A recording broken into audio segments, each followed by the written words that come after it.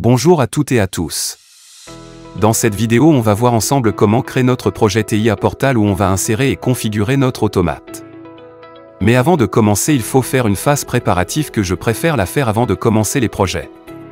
On parle ici de la préparation de la liste des équipements à commander ainsi que la liste des entrées et sorties qui seront gérées par notre automate.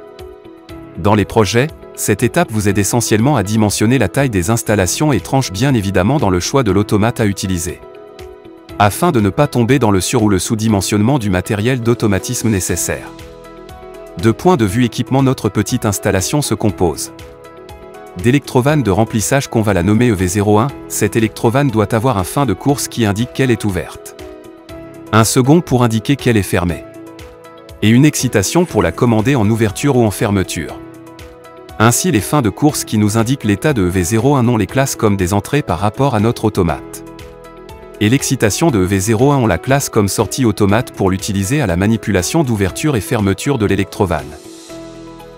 De plus, l'installation contient un malaxeur qu'on le nomme MX01. Le malaxeur doit avoir un retour de l'état de son relais thermique, un autre pour l'état de son contacteur, et une excitation pour le faire fonctionner ou l'arrêter. Donc on va classer les états thermiques et contacteurs dans nos entrées automates, et l'excitation dans la liste des sorties. Et pour la cuve, elle contient un état si elle est vide, un deuxième état si elle est pleine, et sa niveau actuel. Ainsi on va classer les états des niveaux haut et bas dans la liste des entrées tout ou rien, et le niveau instantané dans la liste des entrées analogiques. Pour les entrées tout ou rien, ce sont les entrées qui contiennent que deux états. Par exemple, pour le niveau, soit on a le niveau au dépassé soit non dépassé. Par contre, les entrées analogiques varient au cours du temps, comme pour le niveau de la cube qui varie de 0% à 100%.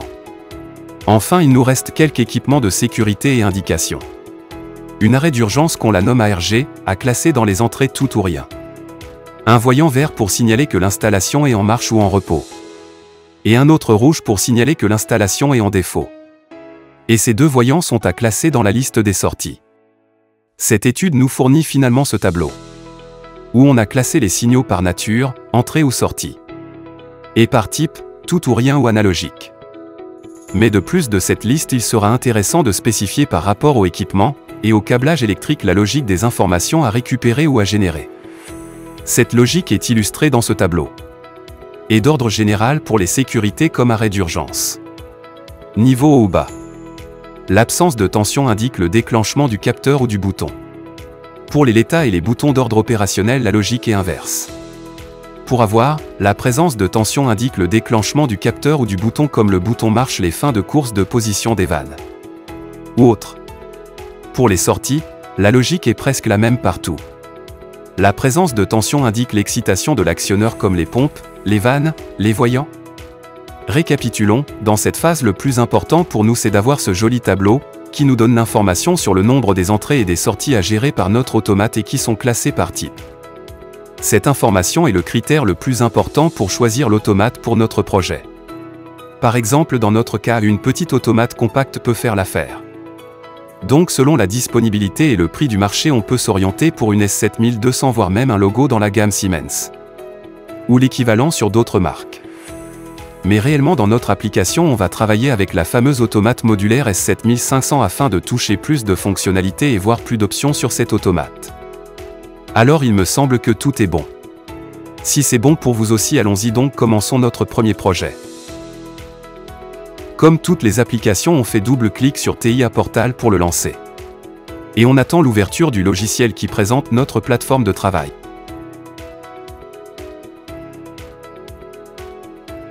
À l'ouverture du logiciel, on retrouve cette interface. Au milieu, c'est la zone où on va trouver tous nos projets déjà créés ou manipulés sur notre poste. La liste ici est vide. À gauche, on trouve la rubrique « Créer nouveau projet », c'est celle-là qu'on va l'utiliser pour la première méthode de création de projet. Ensuite, je vous montre une deuxième méthode avec la rubrique « Vue de projet », tout en bas à gauche. Commençons alors par la première. On fait un simple clic sur « Créer nouveau projet ». Une interface apparaît pour nous donner l'accès à créer notre projet avec le nom du projet, que je veux le mettre, remplissage, cuve, le chemin d'enregistrement du projet, à sélectionner par les 3 points à l'extrémité droite.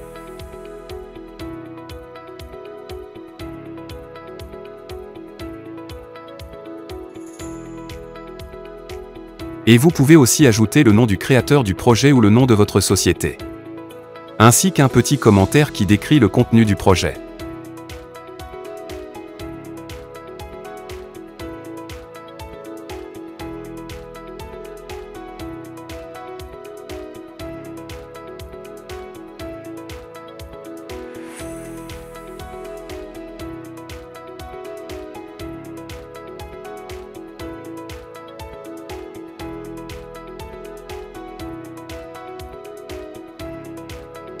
On appuie enfin sur le bouton « Créer » juste en bas de la ligne commentaire à droite pour lancer la création du projet.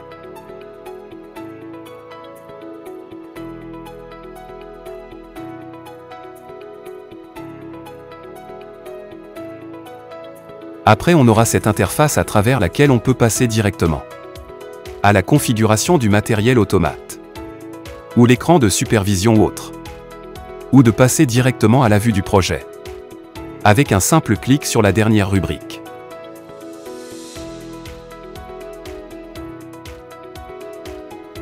Pour avoir finalement cette fameuse vue de projet avec le nom et le chemin que vous avez choisi précédemment au paramétrage de son création.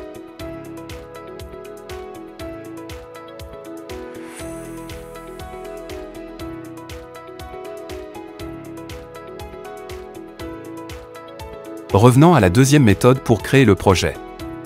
Après démarrage de notre logiciel, on était sur cette interface. Déjà, on a notre projet qu'on a créé qui apparaît dans le petit tableau là.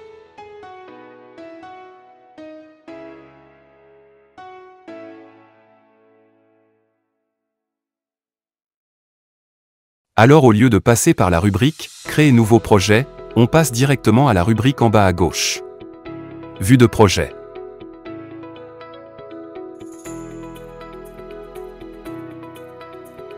Et on aura la vue de projet, mais cette fois sans le nom de projet ni le chemin d'enregistrement. C'est évident puisqu'on a passé à la vue de projet mais sans ouvrir ou créer un projet. On passe donc tout en haut à gauche et on fait simple clic sur Projet, puis Nouveau. Une petite fenêtre qui s'ouvre pour donner la main au paramétrage de notre nouveau projet. Donc de la même façon que tout à l'heure je mets le nom. Remplissage Q20 pour ne pas avoir le même nom du projet. Le chemin d'enregistrement. Je peux choisir le même dossier ou autre emplacement. Et on termine avec les options, l'auteur et le commentaire. Et on fait un simple clic sur Créer pour lancer la procédure de création pour avoir l'ajout de notre nouveau projet dans cette même interface.